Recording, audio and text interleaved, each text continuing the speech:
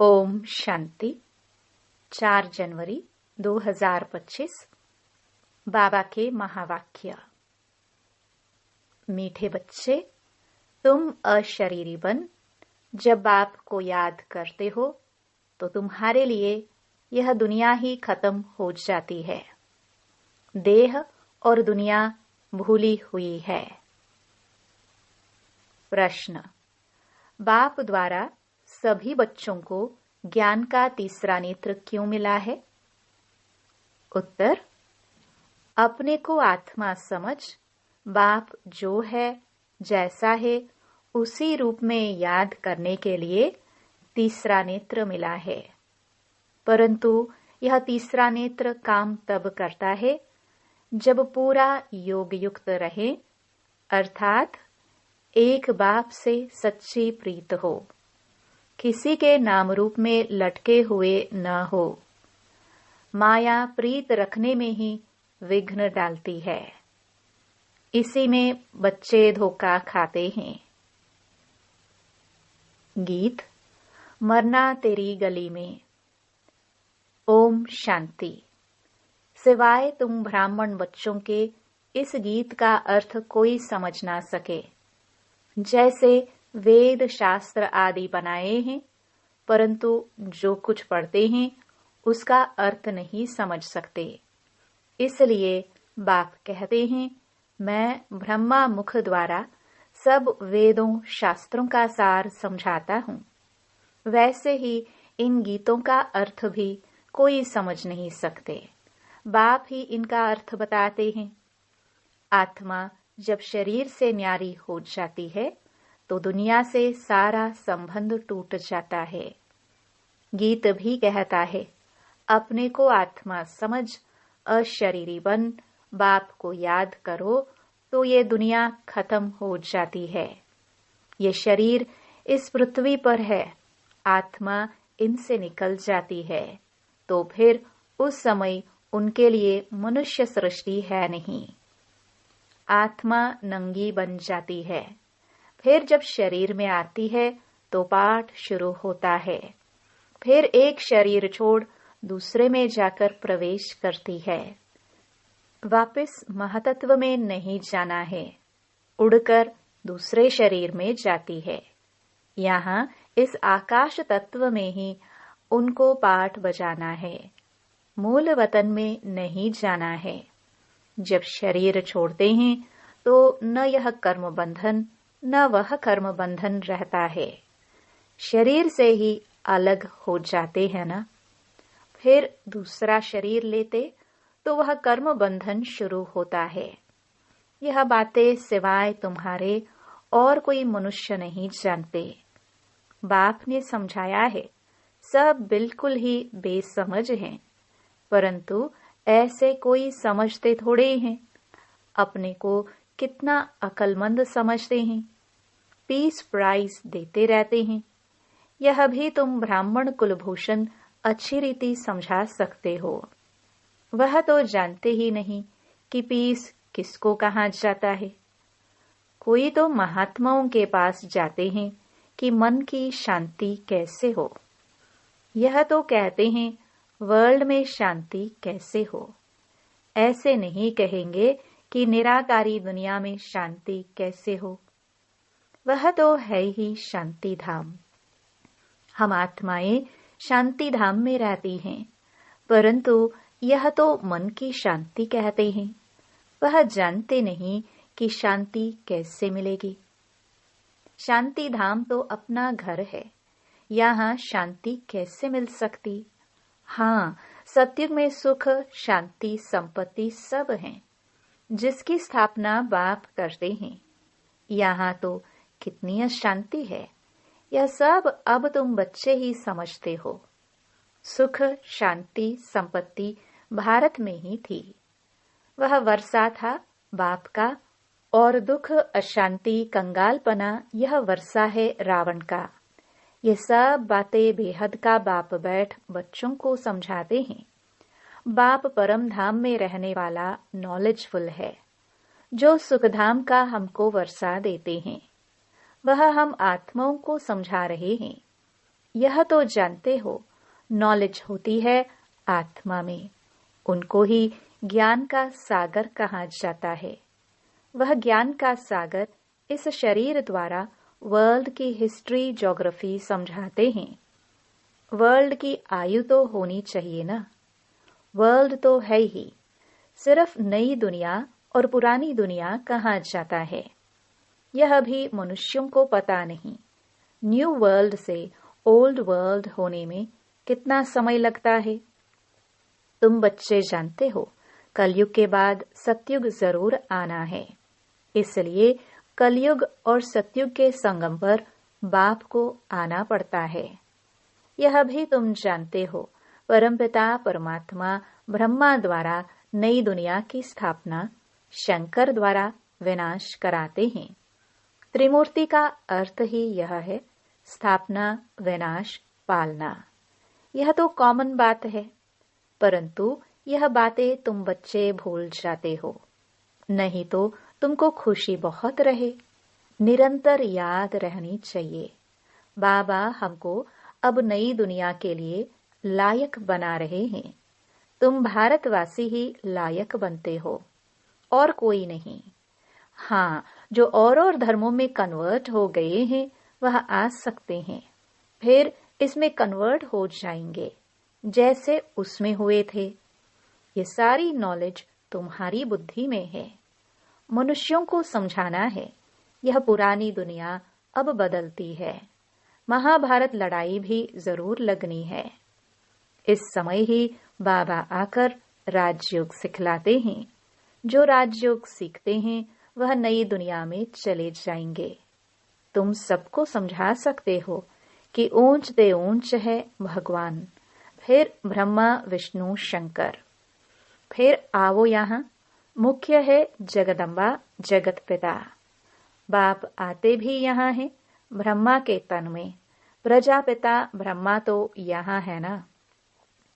ब्रह्मा द्वारा स्थापना सूक्ष्म वतन में तो नहीं होगी ना, यहाँ ही होती है। यह व्यक्त से अव्यक्त बन जाते हैं। यह राजयोग सीख फिर विष्णु के 2 रूप बनते हैं। वर्ल्ड की हिस्ट्री, ज्योग्राफी समझनी चाहिए ना। मनुष्य ही समझेंगे। वर्ल्ड का मालिक ही वर्ल्ड की हिस्ट्री, ज्योग्राफी समझा सकते हैं। वह नॉलेजफुल, पुनर्जन्म रहित है। यह नॉलेज किसकी बुद्धि में नहीं है, परखने की भी बुद्धि चाहिए ना। कुछ बुद्धि में बैठता है या ऐसे ही है, नब्ज देखनी चाहिए। एक अजमल खां नामी ग्रामी वैद्य होकर गया है। कहते हैं देखने से ही उनको बीमारी का पता पड़ जाता था। अब तुम बच्चों को भी समझना चाहिए कि यह लायक है या नहीं। बाप ने बच्चों को ज्ञान का तीसरा नेत्र दिया है, जिससे तुम अपने को आत्मा समझ, बाप जो है, जैसा है, उसको उसी रूप में याद करते हो।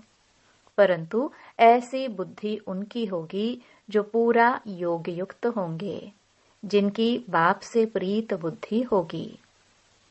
सब तो नहीं है ना, 1-2 के नाम रूप में लटक पड़ते हैं। बाप कहते हैं प्रीत तो मेरे साथ लगाओ ना।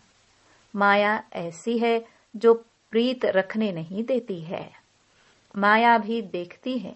हमारा ग्राहक जाता है तो एकदम नाक कान से पकड़ लेती है। फिर जब वो धोखा खाते हैं तब समझते हैं माया से धोखा खाया। माया जीत जगत जीत बन नहीं सकेंगे, ऊंच पद पा नहीं सकेंगे। इसमें ही मेहनत है। श्रीमत कहती है मामेकम याद करो तो तुम्हारी जो पतित बुद्धि है वह पावन बन जाएगी। परंतु कईयों को बड़ा मुश्किल लगता है। इसमें सब्जेक्ट एक ही है, अलफ और बे।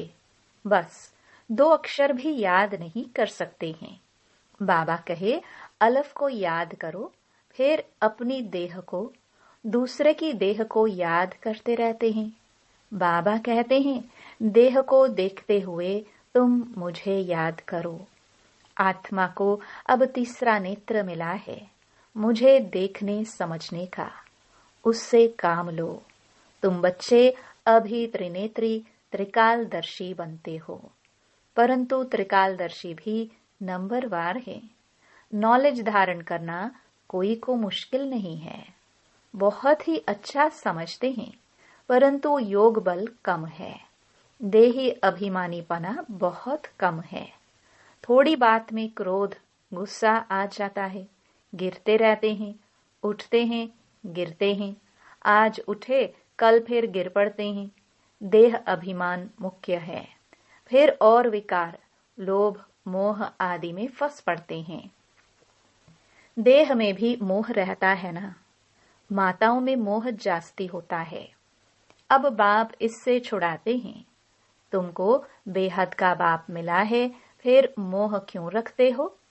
उस समय शक्ल बातचीत ही बंदर मिसल हो जाती है। बाप कहते हैं, नष्टो मोहा बन जाओ, निरंतर मुझे याद करो। पापों का बोझा सिर पर बहुत है, वह कैसे उतरे? परंतु माया ऐसी है, याद करने नहीं देगी। भल कितना भी माथा मारो, घड़ी घड़ी बुद्धि को उड़ा देती है। कितनी कोशिश करते हैं हम मोस्ट बिलवड बाबा की ही महिमा करते रहें। बाबा बस आपके पास आए कि आए, परंतु फिर भूल जाते हैं, बुद्धि और तरफ चली जाती है। यह नंबर 1 में जाने वाला भी पुरुषार्थी है ना।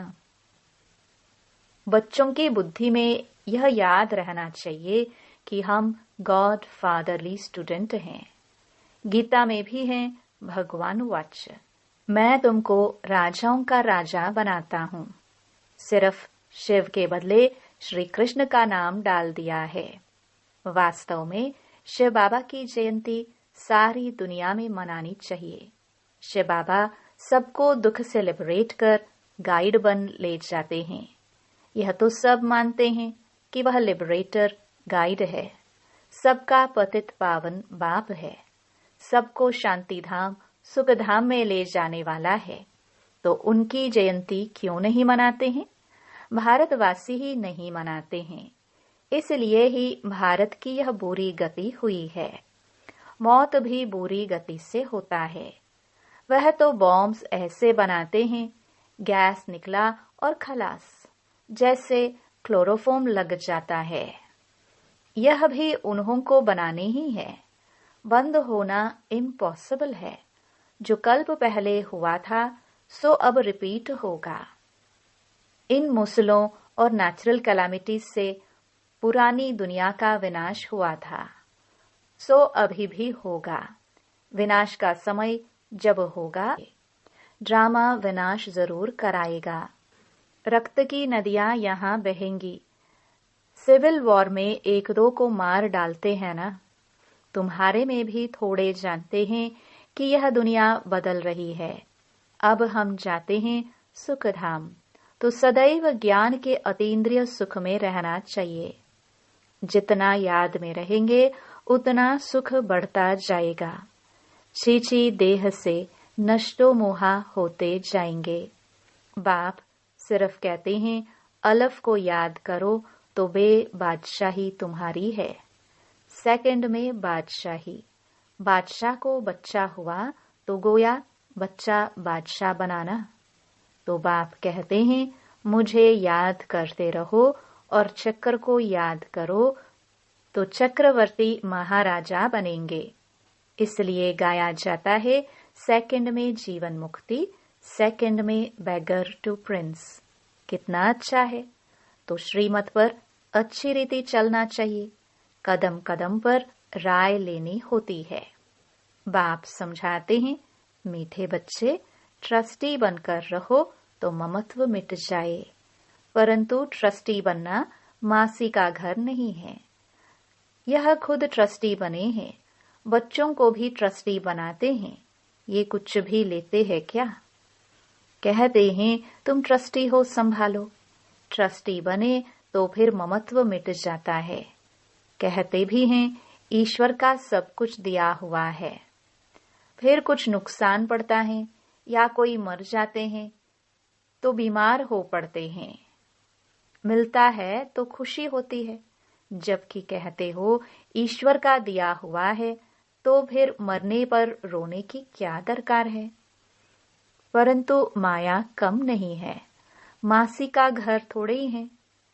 इस समय बाप कहते हैं, तुमने हमको बुलाया है कि इस पतित दुनिया है, हम नहीं रहना चाहते हैं, हमको पावन दुनिया में ले चलो, साथ ले चलो। परंतु इसका अर्थ भी समझते नहीं। पतित पावन आएगा तो जरूर शरीर खत्म होंगे ना, तब तो आत्माओं को ले जाएंगे। तो ऐसे बाप के साथ प्रीत बुद्धि होनी चाहिए। एक से ही लव रखना है, उनको ही याद करना है।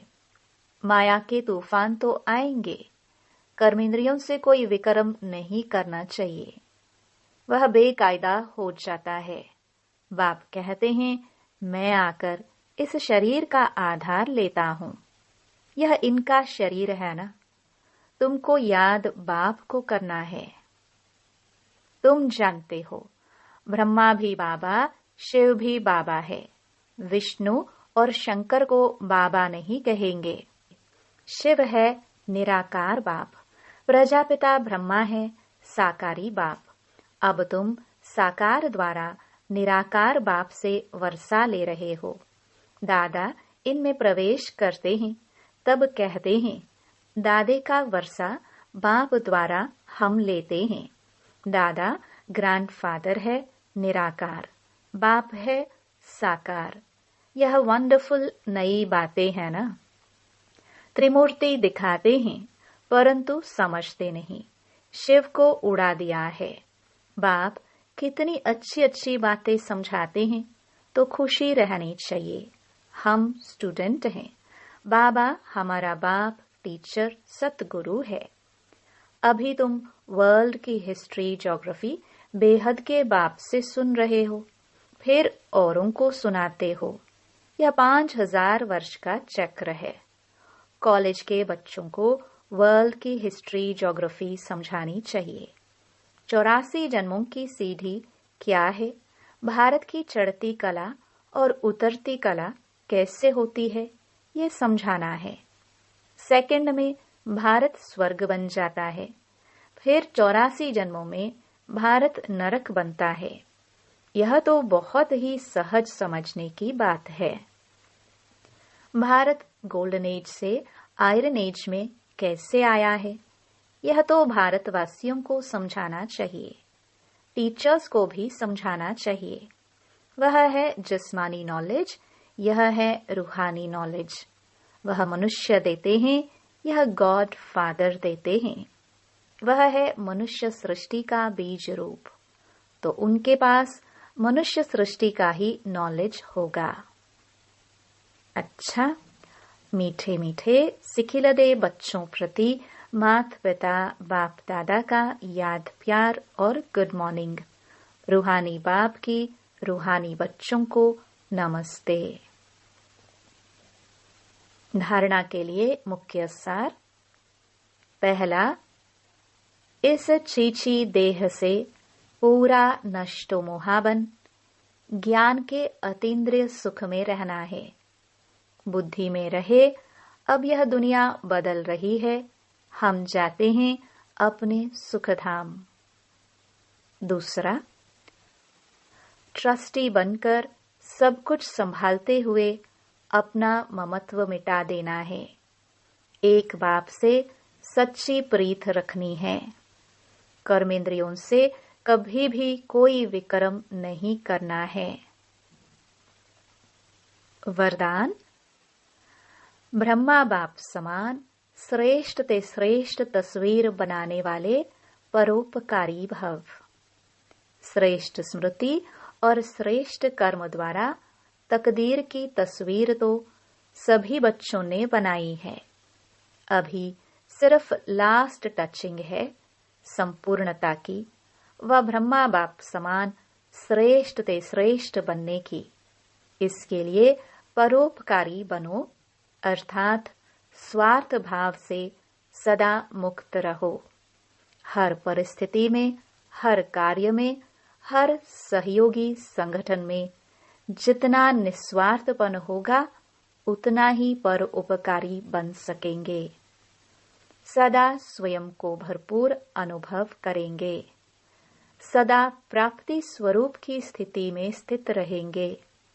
स्व के प्रति कुछ भी स्वीकार नहीं करेंगे। स्लोगन: सर्वस्व त्यागी बनने से ही सरलता व सहनशीलता का गुण आएगा। अपनी शक्तिशाली मनसा द्वारा सकाश देने की सेवा करो। ये सकाश देने की सेवा निरंतर कर सकते हो। इसमें तबीयत व समय की बात नहीं। दिन रात इस बेहद की सेवा में लग सकते हो।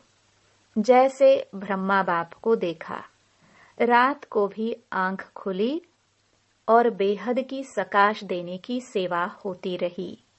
ऐसे फॉलो फादर करो। जब आप बच्चे बेहद को सकाश देंगे तो नजदीक वाले ऑटोमेटिक सकाश लेते रहेंगे। इस बेहद की सकाश देने से वायुमंडल ऑटोमेटिक बनेगा। ओम शांति।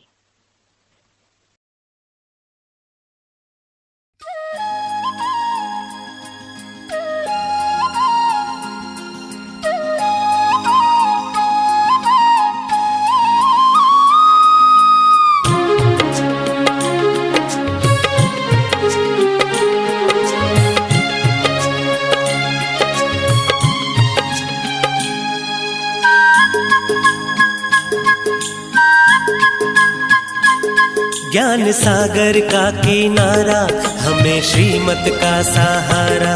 ज्ञान सागर का किनारा, हमें श्रीमत का सहारा। जीवन नैया मझधार है, तेरे साथ से बेड़ा पार है। हो तेरे साथ से बेड़ा पार है। श्रीमत का सहारा, ज्ञान सागर का किनारा, हमें श्रीमत का सहारा। जीवन नैया मझधार है, तेरे साथ से बेड़ा पार है। हो तेरे साथ से बेड़ा पार है।